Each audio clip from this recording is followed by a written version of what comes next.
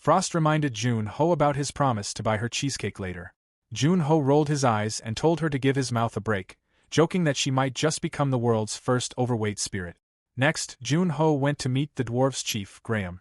Graham glared at him and asked what took him so long, half joking that he thought Jun-ho might have died or something. Jun-ho apologized for being late, then pulled out a bottle of Frontier Edition vodka as a gift to show his sincerity. Graham's eyes lit up. He loved it. After some small talk, Graham handed Jun-ho a weapon he had requested. Jun-ho remarked that it felt heavier than expected, but despite that, the design and balance were impressive. Graham instructed him to release the safety lock and pour some mana into the weapon. As Jun-ho channeled his mana, the chainsaws on the weapon roared to life, and Jun-ho was immediately impressed. He asked to see more of Graham's creations. Graham brought out a spear forged from glacial iron that had been aged for 1,000 years, mined from the peak of Del Ice. Jun-ho stared at it in awe. He said, "It's like a dragon made of ice." Graham warned him that if an ordinary person touched it, even their blood would freeze, and that he shouldn't be reckless. Naturally, Jun-ho touched it anyway. Ice quickly formed around his arms, and he felt a chill he hadn't experienced in years. But his cold resistance kicked in, and he completely dominated the freezing aura, shattering the ice around the spear. Graham shook his head and chuckled. Since he need all these weapons, he figured he's preparing for an all-out battle. He said, "Make sure you win." Jun-ho smirked. With weapons like these, considering who made them, losing isn't even an option. Later, at the port lane, Jun-ho handed a sniper rifle crafted by the dwarves to Gilberto. This wasn't just any gun, it could change its trajectory depending on who used it. Gilberto immediately noticed it felt too lightweight and commented that he was used to his previous weapon. Gilberto shrugged, tried the new gun, and fired a shot, noting that it could still use a silencer. Jun-ho was impressed with the gun's firepower and asked what he'd hit. Gilberto casually said he had hunted some chickens, explaining that the gun reinforced the bullet's spin with mana. Jun-ho noted that this was something Gilberto already had as an ability, and Gilberto explained that now he could stack the gun's buff on top of his existing buff. Then Gilberto asked about Frost Queen. Jun-ho confirmed she was still with him and working hard on her anti-diet. Gilberto admitted he still didn't understand why Jun-ho would stick with someone who had frozen them all in the past. He added that he was glad his son was alive, because if he hadn't been there, Frost wouldn't have left unscathed. Frost choked on his comment, and Jun-ho gently patted her back, clarifying that this Frost wasn't the same one, she had been reborn as a lesser-ranked spirit. Frost reminded Jun-ho she was actually an arch-rank Tier 2, and Jun-ho added that ever since he'd woken up, she had helped him countless times. He trusted her completely, just like he trusted Gilberto, and all he asked was for Gilberto to simply watch over her. Gilberto asked why Frost had chosen to fight only one of them that day, but by then, Frost had already vanished. Jun-ho figured Skaya must be nearby. Then Skaya appeared. She said that when she teleported, she sensed the presence of the Frost Queen, but she wasn't there. Gilberto grumbled that she didn't like her. Skaya teased him, asking if he was just jealous because he wasn't as close to the Frost Queen. Gilberto explained that for someone who had stolen 26 years of their lives, he felt nothing, no hatred, no love. Skaya then scolded Jun-ho, asking if he hadn't told Gilberto everything. Jun-ho said he had. As Gilberto reached for a drink, it suddenly vanished. Gilberto exploded, furious that Skaya was interfering with his alcohol. Skaya raged back, demanding he figure out what he had done wrong. Gilberto tackled back, calling her an old hag, and she retorted that he was the one wearing old man's glasses. She bought new pair of glasses, but now, by associating with him, she looked like a boomer. Gilberto explained the glasses were a gift from Arthur, and Skaya, begrudgingly, praised Arthur for choosing something vintage. Jun-ho finally raised his voice. "Enough. Shut up and listen to the plan." He explained that in about a week, 2 squadrons from the Fiends Association were planning to arrive. One of them was confirmed as the Pride Squadron, the same group that had captured Arthur. The other squadron's details were unknown, including their goals. If the battle broke out, they would have to fight solo to protect their positions. Gilberto would be on the clock tower, Skaya would cast a disorienting spell and help Citizen, and Jun-ho would blend into the crowd. The faster they discovered the enemy's plan, the faster they could stop them. Skaya warned Jun-ho that he had the most dangerous job. The Fiends Association considered them irrelevant relics of the past, so they would need to teach a lesson to their younger generation. Gilberto nodded in agreement, raising his drink. Jun-ho shot open a can and declared that if they succeeded, they'd cripple a core part of the Fiends Association. Gilberto, furious, threw his own can at Junho. Junho quickly apologized, saying since Skaya had done the same thing, he was just copying her. On the cliffside overlooking Port Lane, the Pride Squadron of the Fiends set up a tent. The chief, clutching a demonic gem, asked how long it would be until their target arrived. His subordinate checked his notes and replied, 3 hours. The chief nodded, told him to raise the barrier. He asked how long should it be maintained? Chief replied for 5 hours. From now on, no one enters or leaves the city. With that, the subordinate cast a shimmering, impenetrable barrier that sealed the city completely. Inside Port Lane, the alarm system screamed, warning citizens to evacuate immediately. Chaos erupted as the fiends began attacking both guards and ordinary citizens. One fiend lunged at a guard, only to be obliterated by a bullet that tore through him, shattering his body. His companion froze in disbelief. He muttered, fleeing, "This is why recon teams is dangerous." High above, Gilberto stood on the clock tower, surveying the city. He fired at a running fiend, who dodged but stumbled over a set of stairs, hitting the ground. An elderly man rushed forward to help, but the fiend turned, fury in its eyes, and prepared to attack him.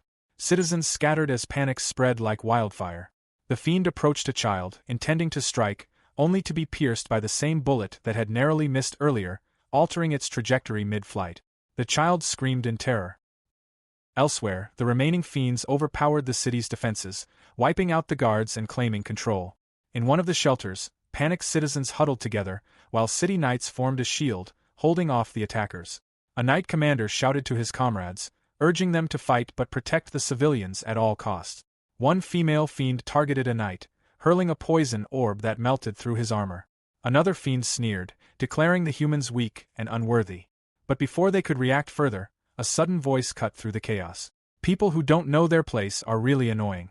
The fiends spun around to see Skaya standing behind them, her hands crackling with energy. Lightning arced through the air as she shouted, "You're delusional. Time to snap out of it." With a devastating thunder strike, she struck the fiends, sending several flying. Meanwhile, fiend marked with a band-aid-like stripe on his body anxiously asked about Spectre's status. Someone replied distant reports confirmed Spectre's last known location, the Pacific Ocean. One subordinate warned it could be an illusion created by Skaya. Another addressed the figure as Lord Shadow, noting that Skaya and Gilberto had already joined the battle in Port Lane. Lord Shadow inquired how many fiends are there?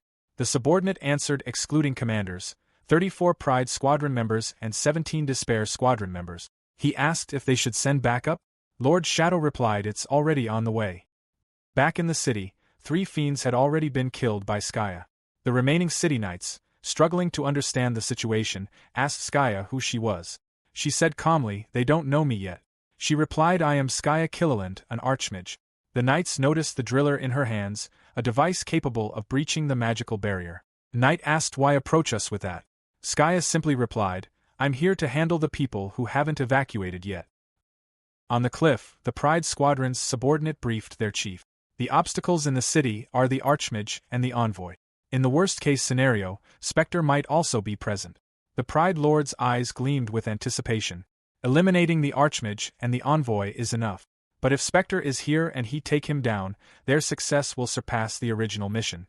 Determined, the Pride Squadron prepared to crush anyone standing in their way, intent on ending the legacy of mankind's heroes once and for all. On the streets, chaos had taken over. Fiends were on a killing rampage, their claws tearing through everything in sight.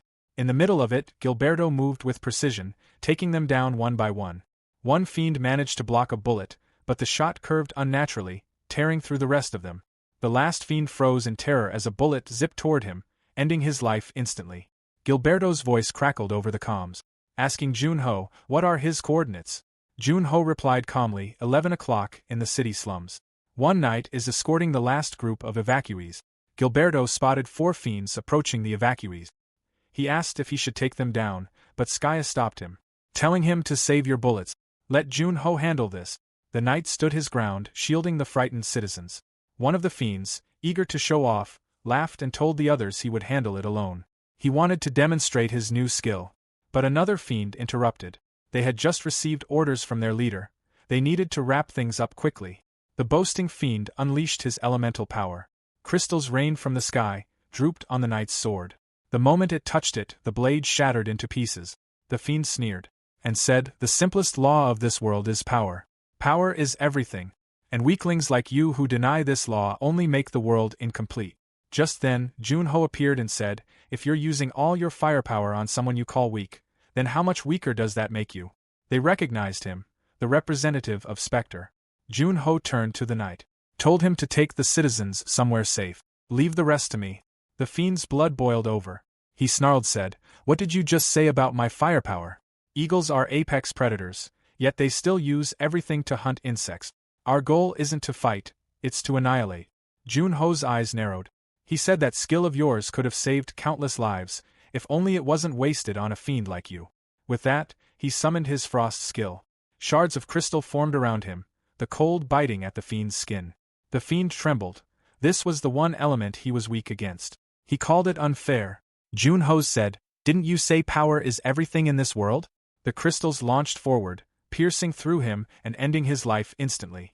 But then, a thunderous roar echoed from the sea. The ground shook.